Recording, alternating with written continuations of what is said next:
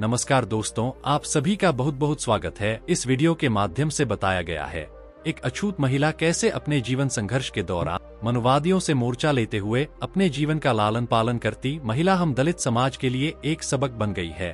दोस्तों, चैनल पर नए हैं तो सब्सक्राइब कर लीजिए, कमेंट बॉक्स में नमो बुद्धाय जरूर लिख दीजिए। तो लिए वीडियो शुरू करते हैं। भारत की अछूत महिलाओं को मदद के लिए बनाई गई योजनाओं में भी भेदभाव का सामना करना पड़ता है।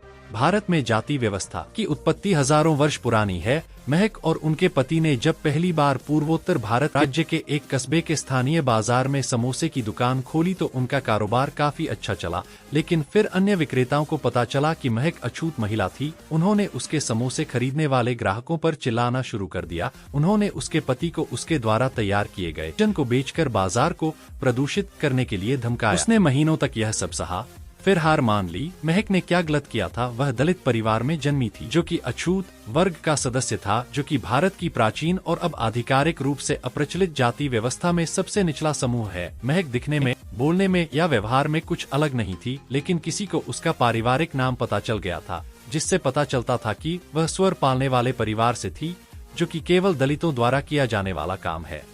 भारत की जाति व्यवस्था की उत्पत्ति हजारों साल पुरानी है और यह हिंदू धर्म में गहराई से जुड़ी हुई है, जिस धर्म का पालन भारत की लगभग 20% आबादी करती है। मनुस्मृति, जिसे हिंदू धर्म की सबसे महत्वपूर्ण धार्मिक पुस्तकों में से एक माना जाता है, उसके अनुसार लोग अपने पिछले जन्मों के आचरण के आधार पर 4 जातियों में से किसी एक में जन्म लेते हैं, जिसमें ब्राह्मण ज्यादा चालाक है। सबसे अधिक गुणी ब्राह्मण जाति के हैं, जो पुरोहित और विद्वान जाति है। इसके बाद क्षत्रिय आते हैं, जिन्हें शासक और योद्धा माना जाता है। तीसरे हैं वैश्य, जो कलाकार और व्यापारी हैं। चौथे हैं शूद्र, जो केवल शारीरिक श्रम करने के लिए ही योग्य हैं। इन सबके नीचे दलित यानी अछूत लोग हैं, जिन्हें उच्च जातियों की आध्यात्मिक शुद्धता बनाए रखने के बहाने सबसे कम वेतन वाली और सबसे अपमानजनक नौकरियों को छोड़कर सभी नौकरियों से बाहर रखा गया है।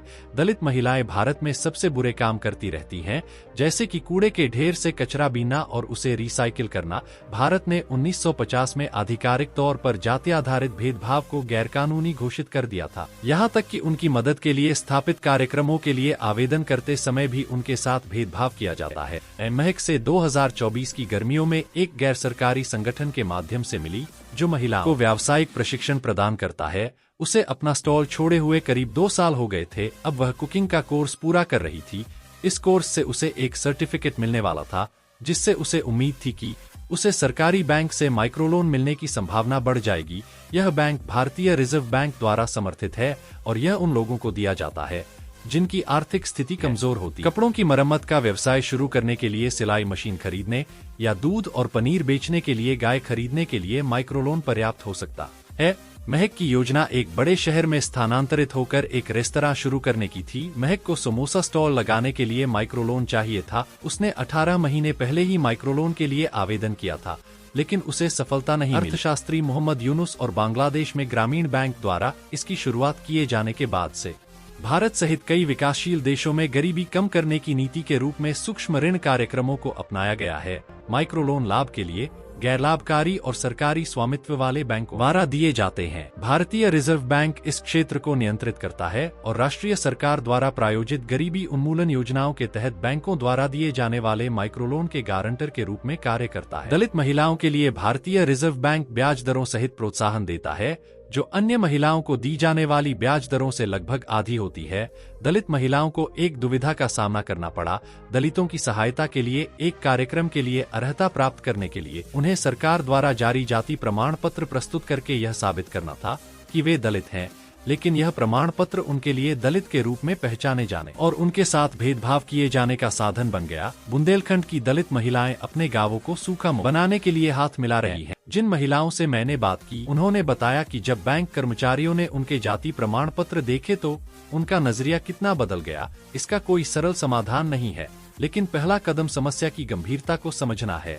भारतीय रिजर्व बैंक द्वारा माइक्रोफाइनेंस कार्यक्रमों और दलित महिलाओं के साथ उनके व्यवहार की पूरी जांच से ही शुरुआत की जा सकती है। भारत के इतिहास में कई ऐसे उदाहरण हैं जहां अच्छे विचार व्यवहार में असफल हो गए। दलितों के खिलाफ भेदभाव को खत्म करने के काम में दशकों लगेंगे। महक शायद कभी वह दिन न देख पाए जब अपने परिवार का नाम बताने पर उसे घृणा का सामना न करना पड़े, लेकिन महक के 2 छोटे बच्चों के लिए अभी भी ऐसी दुनिया में जीने का मौका है दोस्तों, हमें अपने जीवन में कभी हार नहीं मानना चाहिए। हारने वाले लोग तो बहुत मिलेंगे। यदि आप हिम्मत हार गए तो जिंदगी भी हार जाएंगे और फिर अछूत के अछूत बने रहेंगे। इसीलिए बाबा साहेब जी का 3 मंत्र लेना बहुत जरूरी है। शिक्षित रहो, संघर्ष करो, संगठित रहो। इस मंत्र के माध्यम से आप अछूत को बहुत पीछे छोड़ सकते हैं। दोस्तों, वीडियो यहीं समाप्त करते हैं। मिलते हैं एक नए वीडियो में। आप चैनल पर नए हैं तो सब्सक्राइब कर लीजिए। कमेंट बॉक्स में नमो बुद्धाय जरूर लिख दीजिए। धन्यवाद।